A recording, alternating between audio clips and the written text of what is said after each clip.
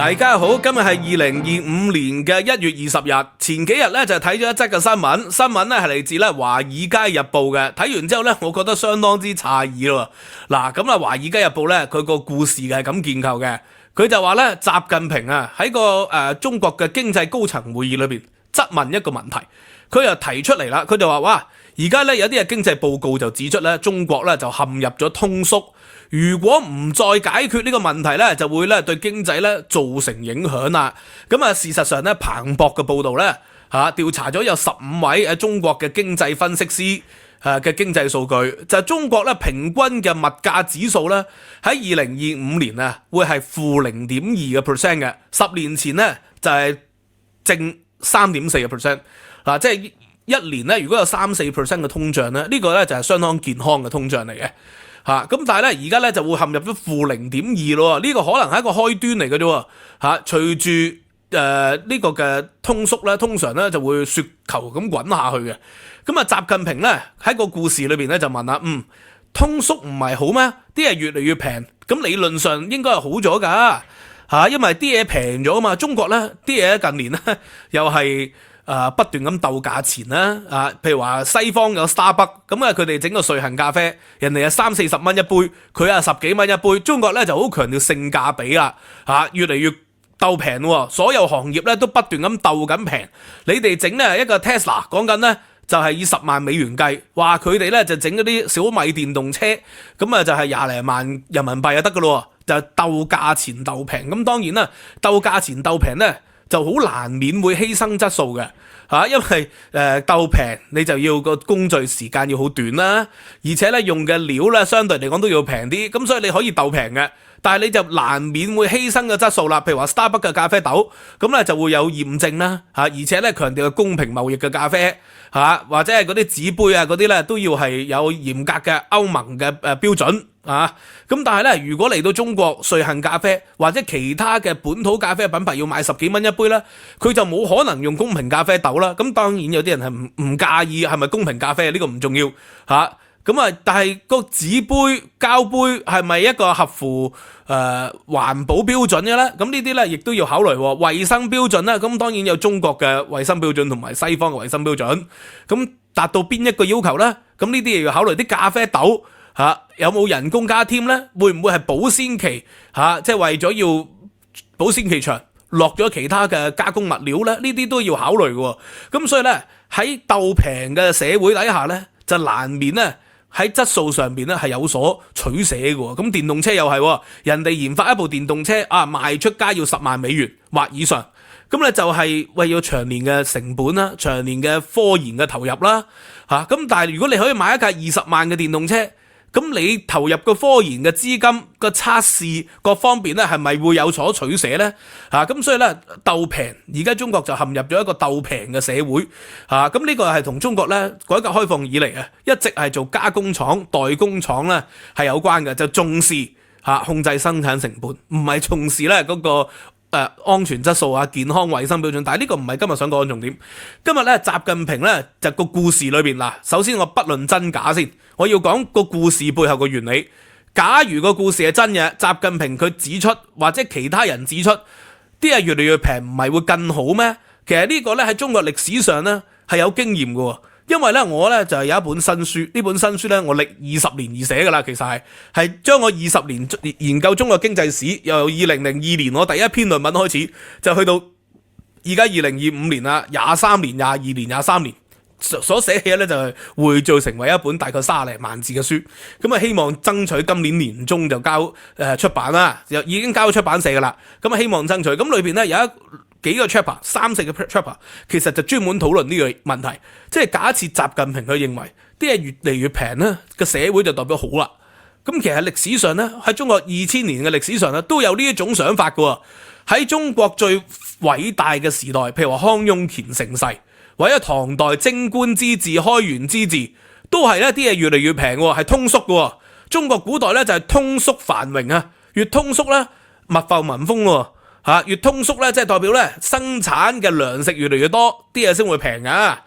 應該咁講，當你生產糧食個產量上升咧，係高於人口增長、高於需求嘅，咁啲嘢先會平啊嘛！咁所以喺咁嘅情況底下就衡量嗰個社會係咪盛世啦，就係生產力有冇爆發式上升咯。呢個就係盛世咯。生產力爆發上升嘅速度係高過人口增長嘅速度。中國個古代咧就定義為盛世啊。咁所以呢個咧，我書裏邊有3個 chapter 都係寫呢個 topic 嘅。咁啱就係講到咧今日個題目啦。習近平係咪認為中國如果啲嘢越嚟越平係代表好咧？咁啊彭博就話喂，嚟緊呢一年咧就有負0.2% 嘅通縮噶咯。嗱，首先咧通脹同埋滯，再新出下一個 model 咧係會平過而家呢個 model 嘅。咁你就會寧願等一等喎，今年唔消費啦，出年再消費啦，等下一個 model 佢又靚啲又平啲，咁所以咧不斷咧就會有延後消費嘅慾望，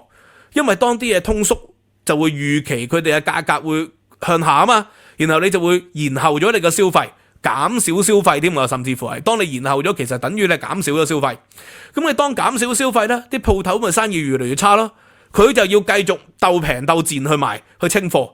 咁喺咁嘅情況底下咧，就會造成咗生意蕭條啦。生意蕭條啦，就會執笠啦。執笠就會生產線又萎縮，然後就會導致到失業率增加咯。所以通縮咧，如果嚴重嘅話，嗱而家彭博就話估計中國係負0.2。咁如果呢個數據假設係真嘅，就唔算話極嚴重。咁但係呢個有機會係雪球滾動嘅。今年負0.2，出年可能負1.2，之後啊2.2，咁就可能好嚴重噶咯。假設如果通縮所帶嚟嘅情況就係會啲人儲埋啲錢因為積谷防饑，中國人有積谷防饑啊嘛。你經濟越差，佢就越唔消費，越唔消費，失業率就越高，社會就越動盪咯。呢個就係通縮啦。通脹咧相反咯，如果咧你有3% 嘅通脹，咁你財富都會增長噶，因為咧你嗰個3% 嘅通脹，你有通脹之後咧，你覺得自己嘅生活成本高咗啦嘛，然後你就會要求個老闆加人工，同樣道理你嘅人工又會加咗，而且咧通脹你就會預期啲嘢越嚟越貴啊。當你預期啲嘢越嚟越貴嘅時候咧，你覺得今日唔買，你過幾個月買，過幾個月貴咗，你不如今日買啦。佢就會增加咗社會嘅消費，同樣增加咗咧呢個嘅貨幣嘅流動率啊。當貨幣嘅流動率增加，咪造成財富嘅增加咯。咁呢個咧就係通脹，如果幾個3% 就係幾健康喎。咁但係如果好似英國過去咗幾年，哇，通脹7%、8%、10%，咁呢個就嚴重啦。因為點解咧？如果當你嘅通脹成10%咁犀利嘅時期，你就會要求政府或者你個僱主係咁加人工，佢唔加你罷工罷到去加人工為止。咁咧，因為如果佢唔加人工俾你嘅話咧，你如果10%嘅通脹，你發覺你生活唔到啊，尤其是西方人冇乜儲蓄噶。咁所以咧，你發覺你捉襟見肘啦，你又唔願意壓低你嘅生活成本，你照樣去旅遊，你照樣去買足球球衣，照樣去睇波。咁當然啦，你可以壓縮一啲就得一啲，但係始終壓縮嘅有限噶嘛。咁所以咧喺咁嘅情況底下咧，唐代就係生產力突然間爆發式上升啦。因為好多原本冇人耕嘅土地就多咗人耕啦。咁所以咧，佢嗰個生產力上升嘅速度咧，係高過人口增長嘅速度。咁但係當然呢個咧就去到安史之亂之後就唔係啦，就另外一個故事，或者去到安史之亂前嘅天寶年間，人口增長咧又高翻，咁所以咧導致到社會動亂嗰個契機咧亦都出現咗。不過呢個就唔係今日重點講。康雍乾盛世又係，康雍乾盛世咧又係出現咗新嘅糧食嘅輸入。新嘅糧食輸入咧就喺萬曆年間明代。因為咧哥倫布發現新大陸之後咧，就喺南美洲就帶咗咧呢個嘅番薯、粟米、花生呢一啲咧較容易種植而且高蛋白質、高熱量嘅糧食，咁咧就傳到入去中國。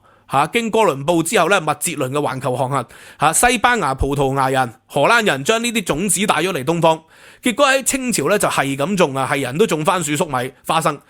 以前咧開發唔到嘅山區都可以種番薯喎。可以種花生喎，以前咧只係可以喺水稻或者係北方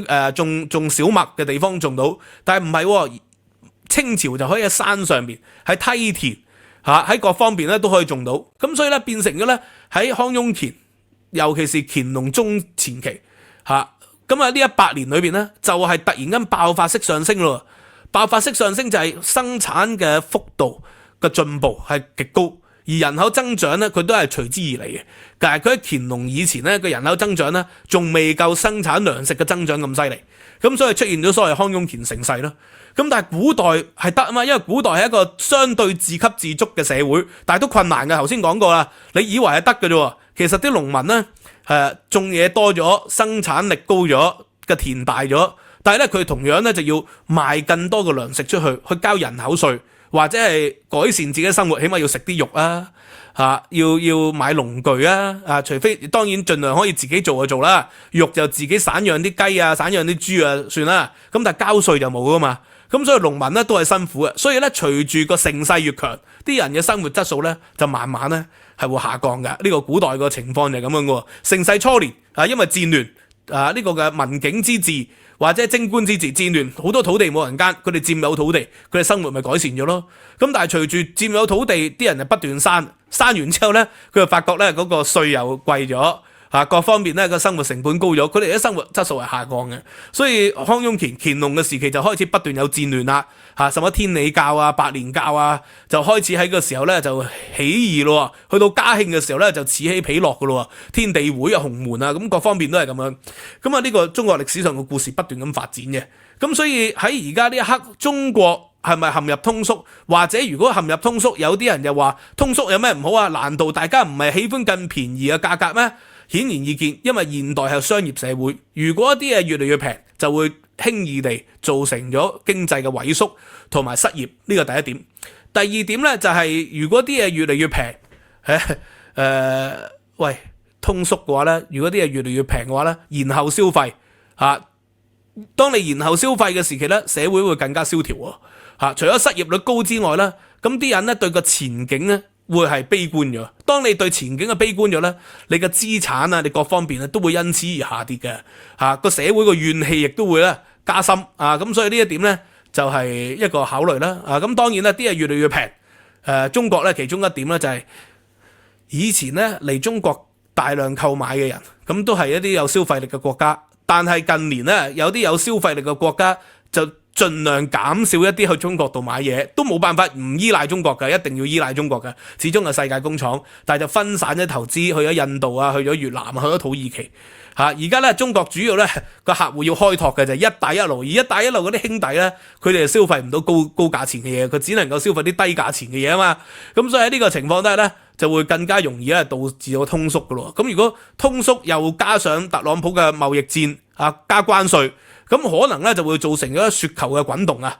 會帶嚟嘅影響咧會係加劇加倍都唔出奇。咁但係今日希望解釋嘅重點就係點解古代啲嘢越嚟越平，啲人會覺得係盛世，就係因為突然間嗰個生產力爆炸式上升，而爆炸式上升有兩種可能，一種咧就係戰後復原，就係土地失去咗好多，因為打仗死咗好多人，然後戰後復原咧就佔有咗土地可耕地多咗，開發咗新嘅可耕地，或者咧原本冇人耕嘅土地就有人耕田，咁生產力上升咯。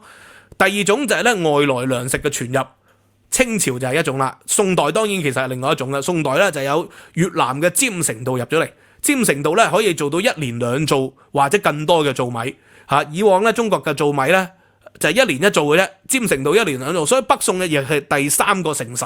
即係僅次於康雍乾同埋唐代盛世，就係北宋嘅盛世。咁當然仲有文景嘅盛世啦，咁但係文景盛世咧就係東西漢咧就比較短一啲，咁呢個就係另當別論。所以呢本書咧我就會喺希望今年香港書展咧前出到，咁希望係咁樣啦咁30萬字我有3個 chapter 咧就係講頭先西漢、唐代同埋康雍乾，就係物價低廉嘅時候咧，我創造咗個 theory 呢個叫做全項升難題，就係當物價低嘅時候反而係盛世，同現代嘅通縮危害社會經濟咧係相反嘅，就係因為古代係自然經濟，現代就係商業經濟，呢個就係我一個比較重要嘅發明啦。Anyway 今日就講到呢度，希望大家喜歡 like subscribe share 希望大家聽得明啦或者留言俾啲意見我睇下會唔會講得太深太複雜啦。對上嗰幾條片咧，我就譬如話講到2條係關於包二奶嘅包小三情婦嘅啊一個香港嘅網紅，我就從來冇提佢名，費事話我黐佢嘅話題，或者係俾 credit 佢，或者佢俾 credit 我都唔好啦。咁我係透過呢兩條影片都係講經濟史喎，因為我咁啱咧就研究經濟史，研究呢啲近代企業啊，啲富豪啊，所謂嘅名門望族啊，咁咧就發現佢哋包二奶咧係有一啲即係路向嘅嚇，唔係亂包嘅，我就將佢分咗4大類。咁你未聽過可以聽下。我講完之後咧，阿趙太突然間問我點解你會咁熟悉包二奶嘅種類咧？嚇係咪私底下有諗過好多次咧？咁我係有諗過好多次，但唔係諗我自己，我係諗以前咧河東家族啊，嚇呢個東亞嘅李氏家族啊，嚇呢個嘅新鴻基啊，或者咧馬斯克啊，就諗呢啲富商咧佢哋包二奶嘅模式總結出嚟嘅，同我個人咧係絕無關係。Anyway， 今日講到呢度，多謝大家支持。收費平台 Patreon 同埋 YouTube 會員咧，歡迎大家參加。唔單止有我嘅獨家嘅影片，仲有演講嘅文字版，以及咧課堂中國近代史。希望大家可以踴躍參加，知識有價。多謝大家，拜拜。